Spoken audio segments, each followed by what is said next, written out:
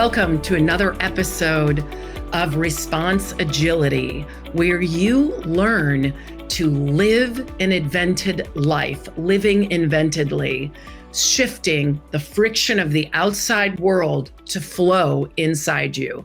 Today, my guest is Serena Fennell. Serena is a dear friend who has a book, Journey of Wholeness, and we're going to talk today about the book and about her unique journey of wholeness. And I'm going to get to share a little bit too, because I've been with her on part of that journey. So Serena, tell us a little bit about the book. So I'm referring to this book, and I haven't seen anybody do this specifically, but I'm referring to it as a inner child book. And it's really designed for adults to use for their addressing that part of themselves that feels really small, sometimes ends up dictating how we end up living, and just giving a template for being with that little one and reading it to ourselves in that style of bedtime story is a phenomenal way for people to use it. I've been having some therapists using it with their clients when they're really addressing those small parts of themselves. So tell us about the book. Who's Emma? Emma is a little girl, and I would consider her my inner child and an example. It starts off with, life is so beautiful. Everything is great. And then something happens and she explodes into 1,000 pieces. And so that state of fracture is what I'm addressing there. Hold that thought for a minute. Now share with us that's something for you that took your little girl and had her probably have to grow up a little too fast. Yeah. So when I was 3, my father was in a boat accident and he died. And he died, and my mother didn't have community. She didn't have support, and she had some mental health stuff that came up for her where she wasn't so functional. So at 3, I was trying to figure out how to feed my mom and myself from not really having the skills, but winging it and making things happen and using my imagination in really creative ways that pretty much saved me, to have that creativity inside of myself. So now all these years later, recently you had a 50-year vigil for vigil or celebration of life or memorial completion for you, your cousins, the whole community in the sailing community in Santa Cruz. Tell us a little bit about what actually happened. I understand the 3-year-old is left without a dad and doesn't know how to cope, and the mom is grieving. And I know there's listeners for sure, whether it's divorce or death or sickness, one parent gets injured and the other parent goes absent or something. So, but tell us what actually happened and a little bit about that 50-year vigil and how it's helped you. And then we'll go back to Emma and how she gets helped. So we'll kind of go back and forth between the life of Serena Fennell and the life of Emma. Thank you. Yes. So, Madge, I was really honored to have you there for most of the actual weekend, which for me, I realized I didn't know how much I needed it. This book I wrote in my 20s, started sharing it with friends, and eventually got it illustrated, but really didn't do anything with it. Then I heard this event was coming up, that relatives were making this happen. The sailing community was making it happen.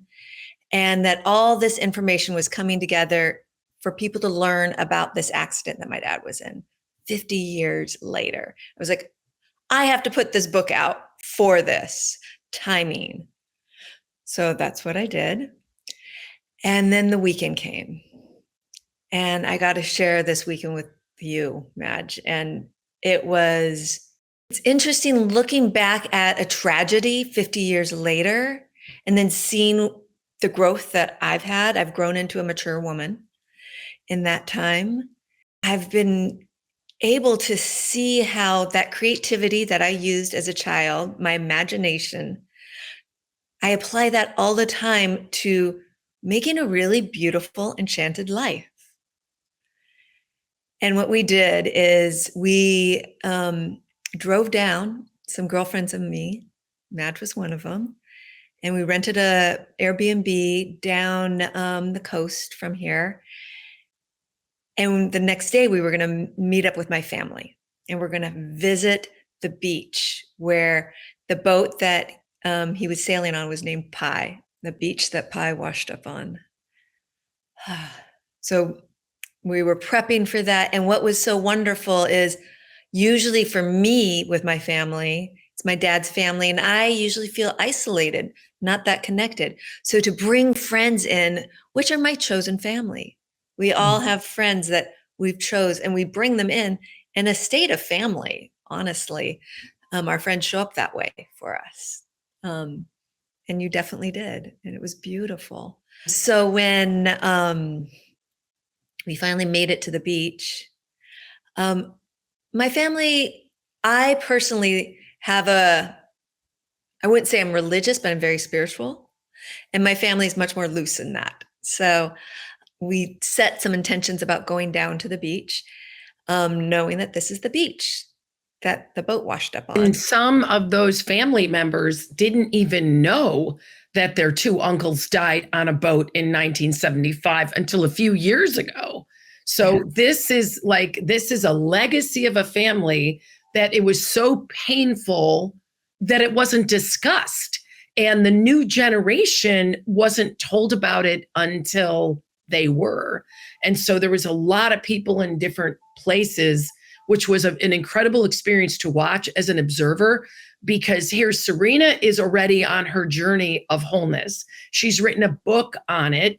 Even the event was about more deepening her journey of wholeness.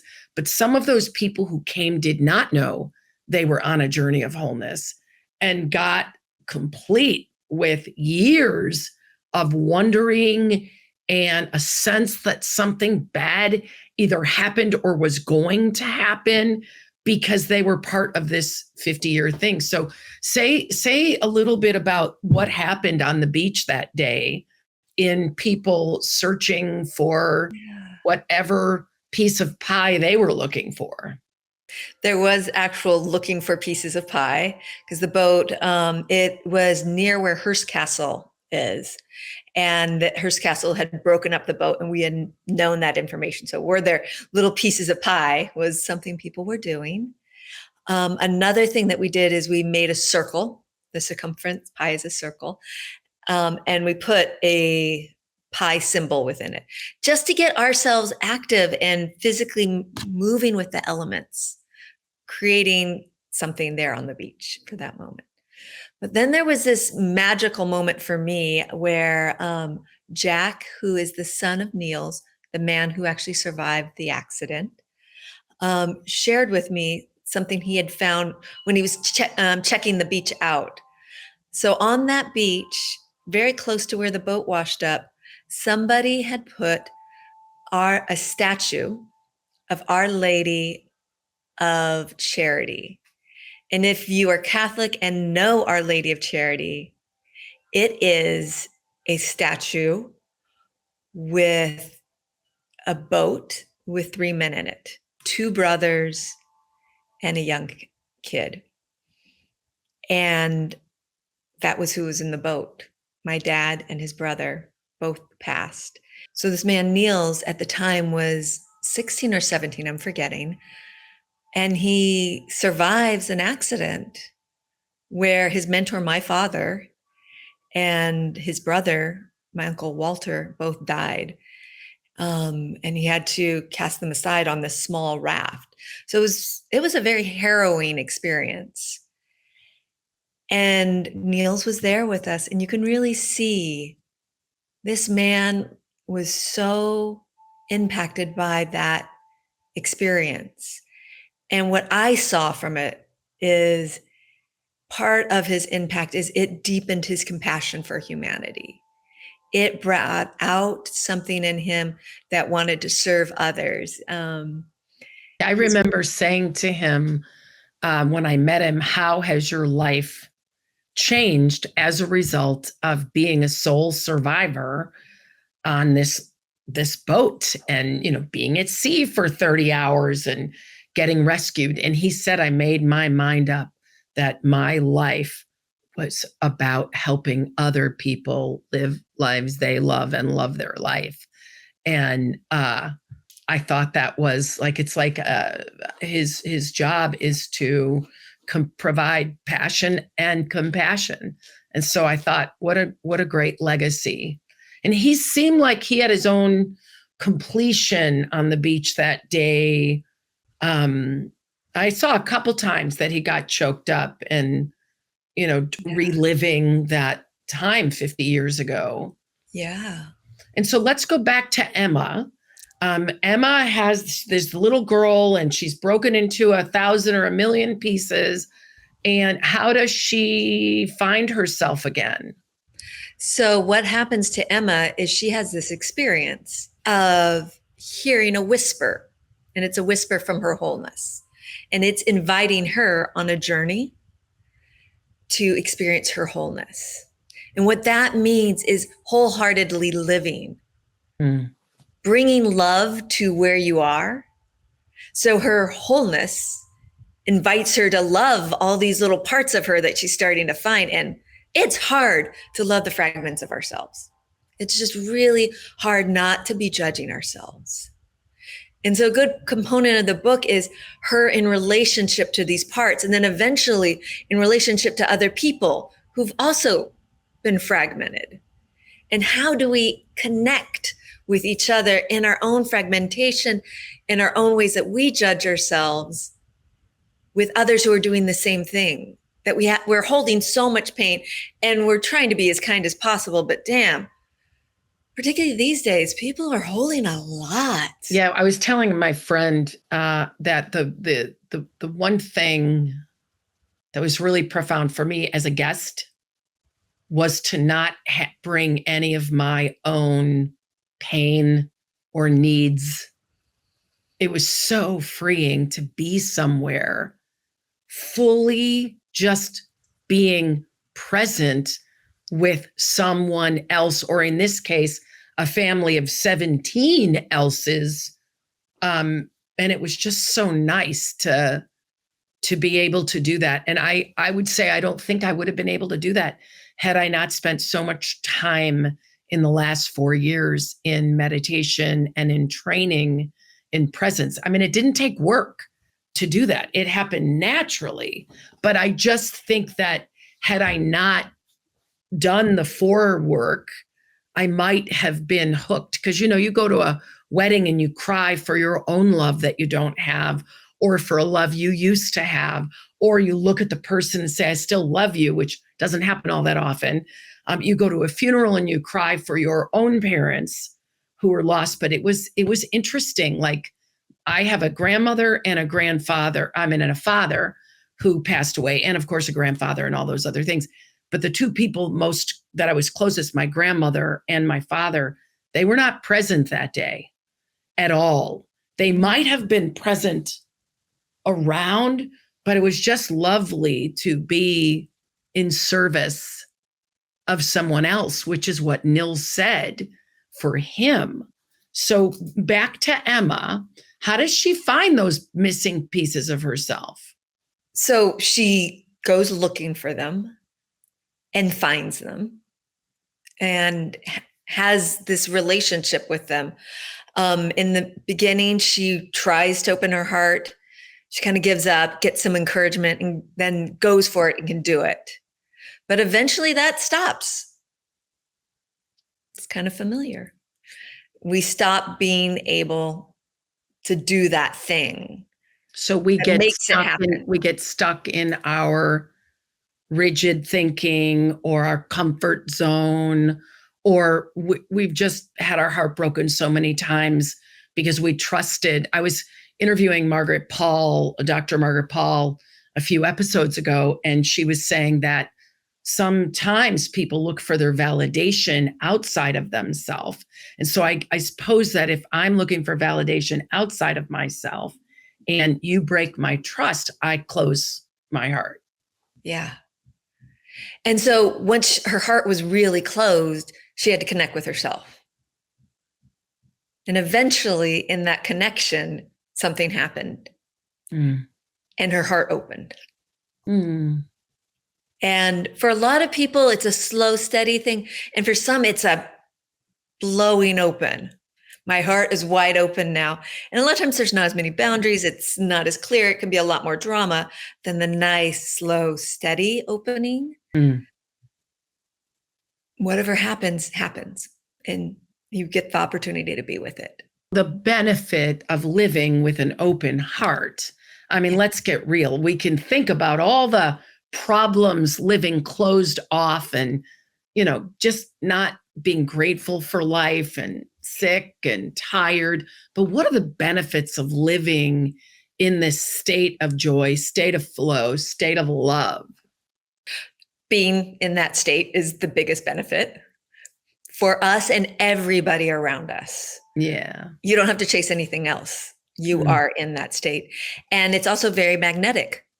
If you are around people who are open-hearted, there's a natural tendency to want to work with them. There's a natural tendency to want to hang out with them. Yeah. To want to do stuff with them. Yeah. Yeah. It's just fun. Yeah. And to find solutions from that place versus when we're up here and we're thinking, those solutions usually are a lot easier to implement. It's usually... Yeah. Sorry. One thing I want to say is, so I was part of Serena's posse that went down, or support group, whatever. I don't think it was a posse, but I've had men in my life call posses whenever there's a lot of girls together. But there was so much peace and presence and essence of love, that the small group of us that were together went ahead and did another weekend right after that so that we could spend more time together. And that's what she's talking about. Like the energy, like you want more of that innocence and presence and co-creation. And there's just no drama. Yeah. So I'm actually working on a workbook that goes with Journey of Wholeness, which is called Whispers from Wholeness. And a good portion of it, I'm talking about innocence. And I'm really distinguishing the immature child innocence that doesn't know better yet, that the world is this magical place, that innocence, to the post later on in life. Sometimes we can hold on to it, but the wise innocence, and children also have this, that wise innocence that has been hurt, knows the pain of the world, but chooses to be in awe, that chooses to be in wonder, choosing this state of basically choosing to be in heaven on earth. Freedom. It's like liberation. So It's so interesting. One of my coaches calls we start our anger in adolescence. She calls it the mad adolescence. Yeah. And then the little kid, the state of wonder and curiosity, that's when we're all really vulnerable.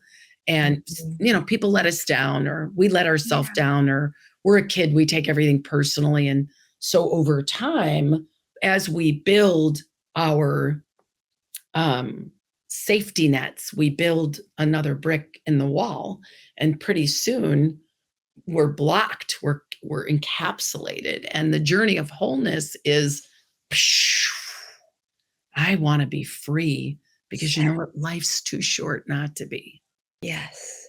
And it's too short to live in boxes and put others in boxes.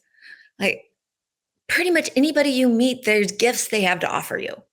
And even if you don't like them, like, there's ways that you get to discover yourself by being around them. And to be in that state of innocence, you get to discover what that is.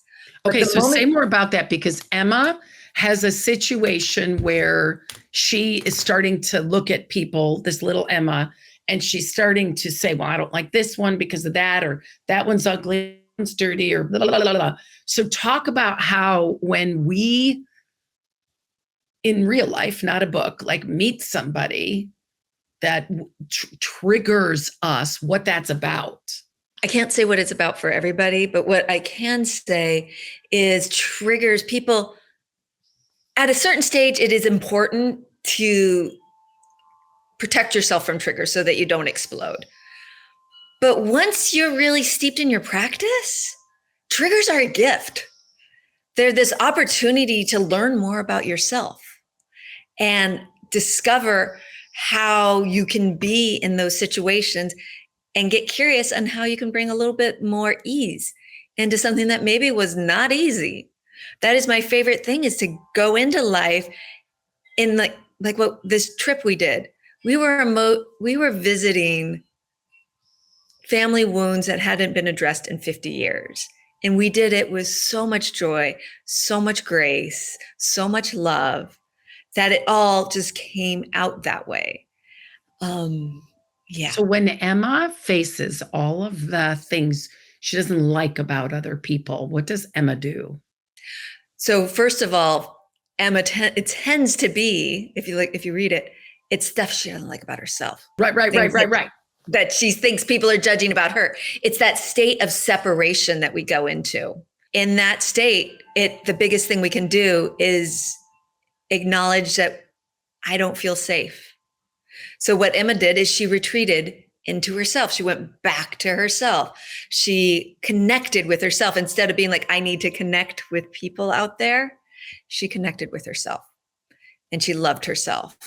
And then more availability came to her once she was connected again.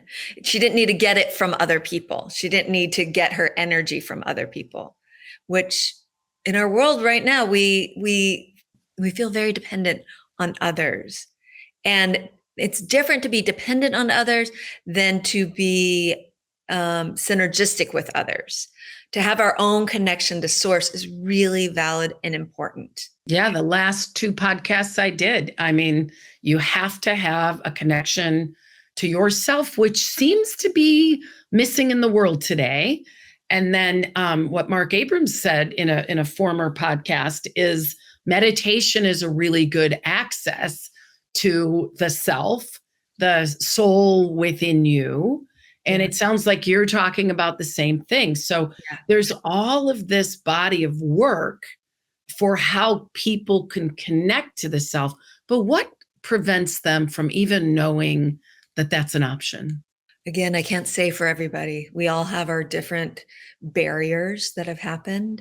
But what I can say is I can lead more into what brings us to connection. And I know you talk about Ram Dass all the time, and that book, Be Here Now. What can bring us here into this present moment is going to connect us to this moment in time. Once we're connected to this moment in time, we can connect to others. So for me, a lot of my work is based on somatic processes, which can be made very esoteric, but honestly, it's simple. Can I feel my toes and wiggle them? What does it feel like to breathe in my body? What does the air smell like around me? Yeah. What is this food? The real simple things of being in this present moment can take us out of the looping that happens in our mind. And how does somebody know how to find you? How do they do what? How do they work with you if they want to? So right now I'm still working on, so I don't know when this is coming out, but Wholeness Press will have the information about my offerings and my book. And what's the and website? You can get on that email list there. What's the website? It's wholenesspress.com. Great. Okay, so wholenesspress.com is how we find Serena. And is there any parting words of wisdom beyond tune into your body, feel your toes, feel your fingers, be in this moment, be in your body now. Is there anything else you can leave the audience with if they want to begin their journey of wholeness today? I believe it starts with kindness with ourselves, accepting ourselves how we are, noticing all those ways we judge ourselves and being like, oh yeah, I do that. And bringing kindness there, acceptance there. Right there is where I think we get lost, is in how we judge ourselves, which then reflects into judging others. And do you have any exercise or anything somebody could do, like a journal prompt or anything that you would, it's easy to say, stop judging yourself or notice when you're judging. What I would do, what would you do? One simple practice when you're just starting is set an alarm. You could do it every hour. You could do it 3 times a day. And in that time, you just stop whatever you're doing and you take 3 breaths, 5 breaths, and you just pay attention. So you're just building the skill very smallly instead of taking a big chunk of time and sitting down. Frequently, we think we need to take hours to meditate. Just take some deep breaths, feel your body, and then go back into your day. And you're going to be building muscles of awareness, of acknowledgement and acceptance of where you are in the moment. That practice has helped so many people that I've given it to. That's great. I just did it. I just took 5 breaths, felt my feet on the ground. And then you know what I realized? I'm hungry and it's lunchtime. There we go. Yeah. All right. So Serena, we look forward to sharing your book, Journey of Wholeness and Whispers of Wholeness workbook. Whispers from Wholeness. Whispers from Wholeness. And I'm sure you can buy these on Amazon.com. And everyone has a different approach, and it all is in a theme of connect to the highest you that's inside of you, and then explore. And Serena is the queen of somatic exploration and breath work. And you can find Serena Fennell online and breath courses and other wonderful somatic exercises. Thank you. Thank you. Thanks for being here.